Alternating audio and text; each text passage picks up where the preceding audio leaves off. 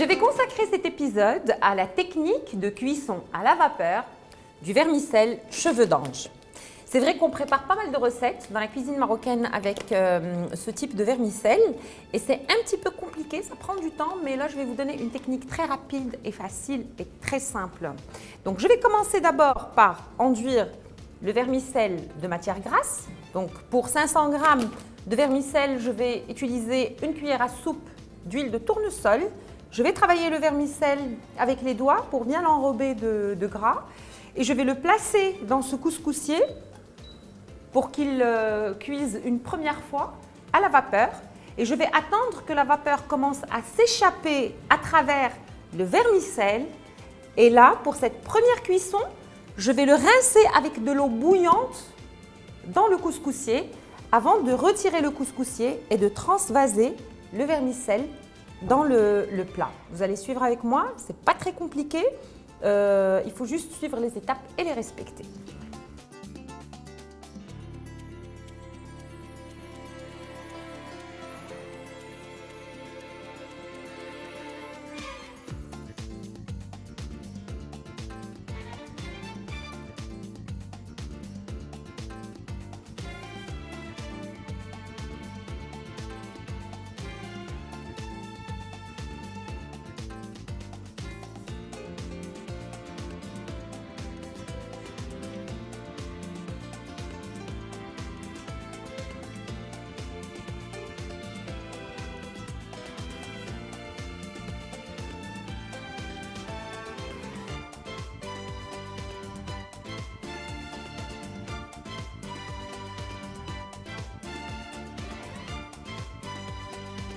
Pendant la première cuisson à la vapeur, j'ai rincé le vermicelle avec de l'eau bouillante. J'ai égoutté et puis j'ai remis le vermicelle dans le plat.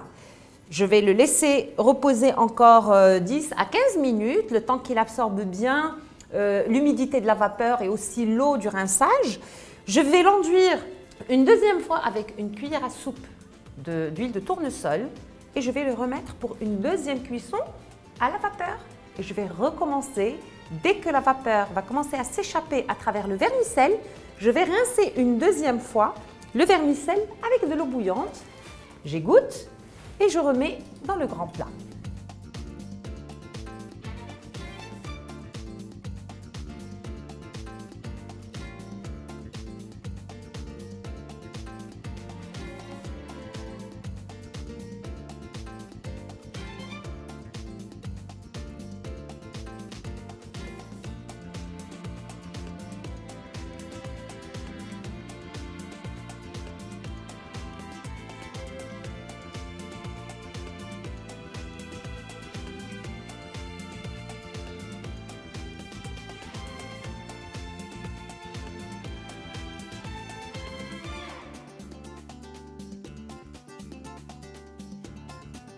Après une deuxième cuisson à la vapeur et un arrosage à l'eau bouillante, j'ai récupéré le vermicelle, je l'ai égoutté puis je l'ai retransvasé dans le plat. Alors, une petite chose, soit on va saler l'eau bouillante qui sert à arroser le vermicelle, soit on va saler le vermicelle directement lorsqu'il est humide.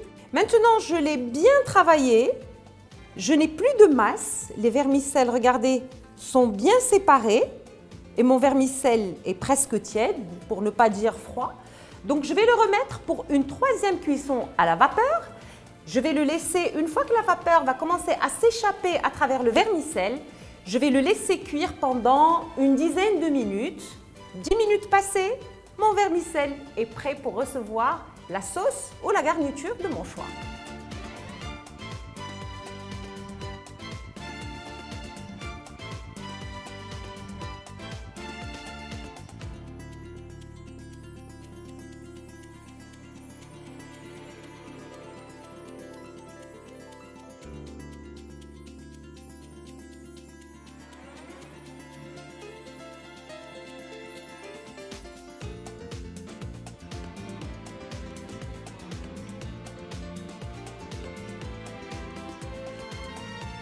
Le vermicelle est cuit lorsqu'il est bien tendre sous la dent. On l'enduit avec un tout petit peu de beurre avant de le garnir selon la recette désirée ou la recette choisie. Vous pouvez le servir avec du poulet, de la viande, des fruits de mer, pourquoi pas, ou des légumes, comme vous pouvez très bien vous contenter de la recette classique, le sucre avec les amandes, sfahloua. Voilà, on est arrivé à la fin de cette émission qu'on a consacrée à la technique de cuisson du vermicelle à la vapeur. À très vite.